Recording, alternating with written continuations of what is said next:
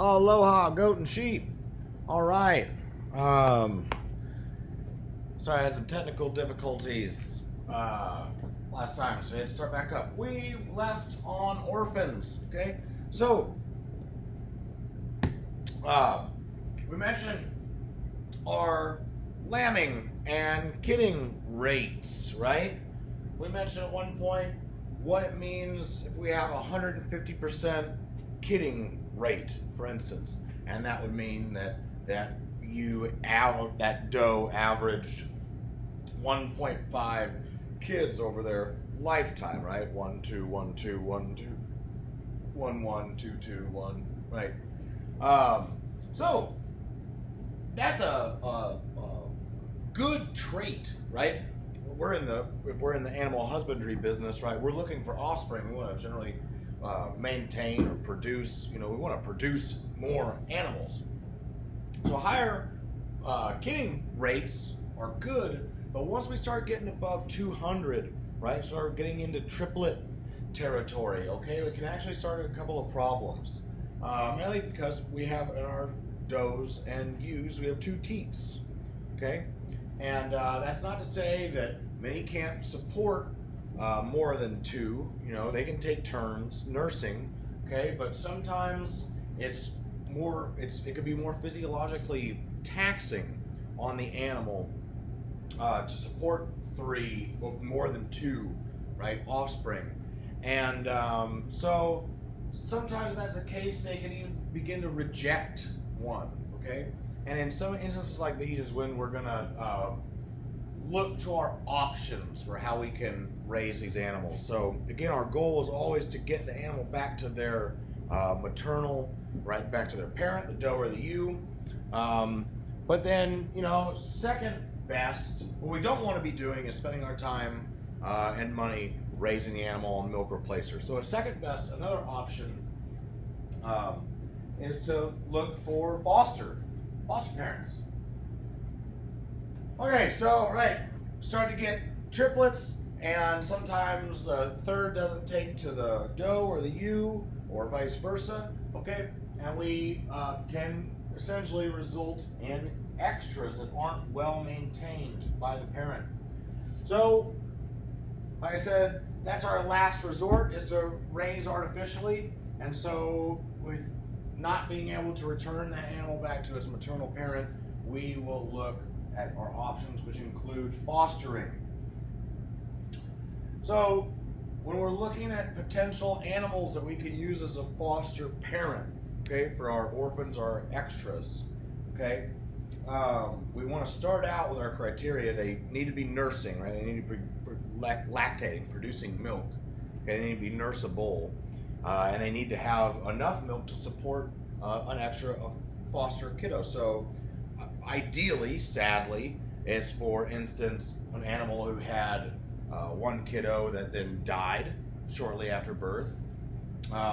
Aborted animals that have stillborns could be candidates. Animals that have had two kids or lambs and then one has died could be a candidate. Sometimes you can do a lesser tier candidate, right? Would be a doe or ewe that had one kid or lamb, right? Because we have physiological differences going in if they're nursing, if they're preparing for two. Okay, so if we have a doe or ewe that has given birth to one lamb or kid, right, that would be not our first candidate to being a foster, to put on an extra animal to them. Okay. Orphan should be fed with a stomach tube instead of a bottle before fostering, in order to not have them form associations to you as a maternal unit, right, or as a worker, farm worker, or what have you. And then also when you turn in the lamb or kid, you want them to be hungry, right? You want them to begin to do their end of the relationship. Okay. You don't want to put in a non-hungry kiddo that's just going to stand around on the other side of the pen, right? You need to stick around when you are trying to foster animals. You need to stick around and see what happens. These are biological systems, right? These are living animals, so these things don't take all the time. Many times the females are not about it, the does or ewes are not about it, and will resist and can easily kill the lamb, right, via neglect and force, right, via kicking, etc. But if that is the case, if you do have an animal that's resisting the take of the foster kid, and you don't have any other animals that are candidates, you do have some options, and you have options that can help that process go. So one is if one of the animals that you're bringing the kiddo to be a foster to, if that has lost one of its kids, then you can take some of that scent off of the body of the dead animal and rub it on the new kid to be fostered. We also have products that are made that we'll go over that in a second, right? But that's for the doe or ewe to associate the new foster kiddo with their own progeny, okay? If there's still difficulties, you can utilize fostering pens, okay?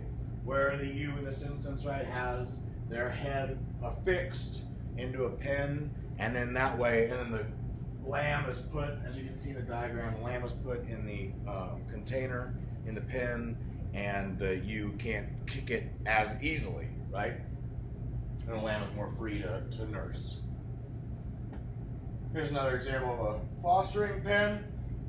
You see the ewe's affixed in there, and generally it'll be a few days, right? Could be a number of days. Sometimes this can aid in warming and maturing the fostering relationship, but sometimes it doesn't.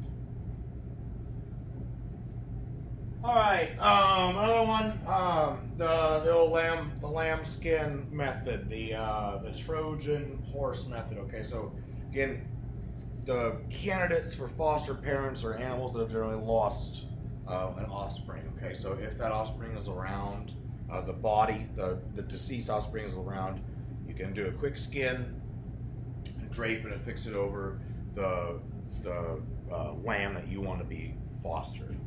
Okay. If that's not clear, it makes the ewe think that their lamb is coming to nurse, right? So it almost tricks them.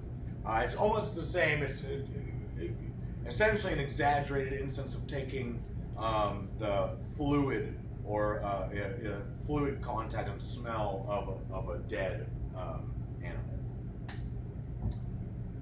So we have products, right, that are essentially ways to help the fostering process move along. So we have Mother Up is a product that's made, and you essentially apply it to the foster ewe's nose and then onto the back of the head of the foster kiddo, and it forms a scent relationship, a scent trigger, right? Pheromone trigger, I beg your pardon, there it is. And it can aid in forming a relationship. Again, doesn't work every time, but has had pretty good results. Okay, so then you're still going to want to stick around. Still going to want to stick around and observe this and do it while. And this procedure has the ewe being in a foster restraint, a foster pen. Okay, and then after the first nursing or two, then put them together and see if they will get together. And if you can't cross foster, if all the above doesn't end up working out, then you can feed milk or milk replacer. Milk is generally more available if you're in a dairy operation. Milk replacer works. Also, if you've looked at those products lately, you'll see that they get pretty pricey, right? These animals need a good amount. Let's call this that video. Move along to the next one. Mahalo.